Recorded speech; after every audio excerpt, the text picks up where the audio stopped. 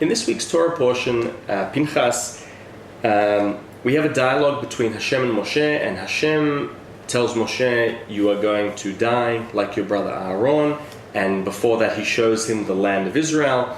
And then Moshe in response approaches Moshe in a way that is very rare in the Bible. He calls him not Hashem or Elohim, but he calls him Elohei HaRuchot, God of the winds or God of the spirits.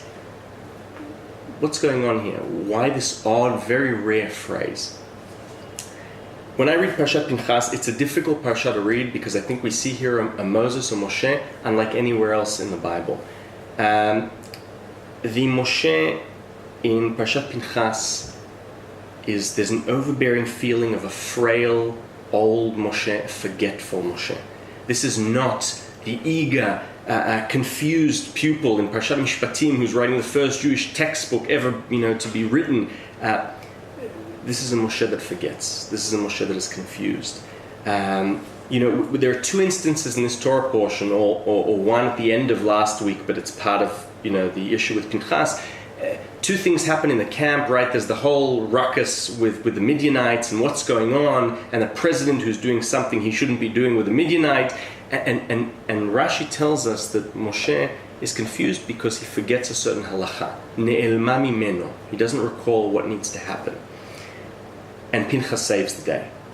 However, there's another instance where this very same thing happens. The daughters of Tzlofchad come to Moshe with a legal question regarding inheritance. Here too, what's going to happen when they enter the land? And here too, Moshe does not know what to respond to them. And Rashi tells us, Ne'elma mimeno. Again, I think these are the only two times where when Moshe doesn't know something, Rashi doesn't say it's because it wasn't given to him, but Ne'elma mimeno. He forgot. I'll just give you one other example of the frailty in the text. If you look at a modern day printing, printing it can create illusions of what once was, which isn't really the case. If you look at a printed version of texts which were Masoretic, right, the tradition that we had, there is even a very rare instance in this Torah portion where we have a verse which is literally left hanging, with no continuation.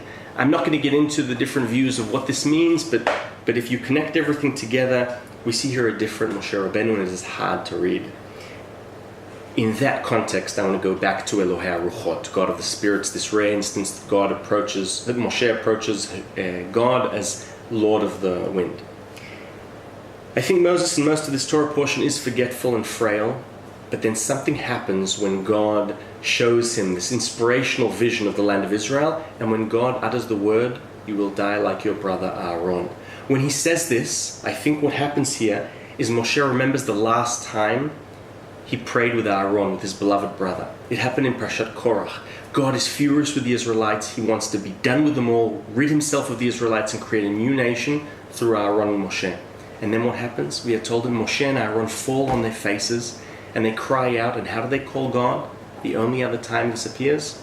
Elohei HaRuchot, Lord of the spirits, Lord of the winds. And I think that when God says Aaron, it triggers a memory in Moshe's mind, and then we see a different Moshe, an inspirational Moshe. Moshe at his best.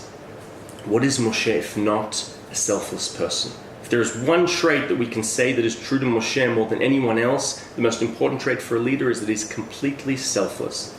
There are many things he is not, but he is completely selfless. And then what does he do? He does the most important thing that a leader needs to do. He says to God, Elohei HaRuchot, Lord of the winds, who is going to be their shepherd? Who is going to continue my work? Moshe knows, and this is what real leadership is, that without a proper continuation, without the next leader, right? This isn't coming from God, who should be saying to Moshe, choose your second in command.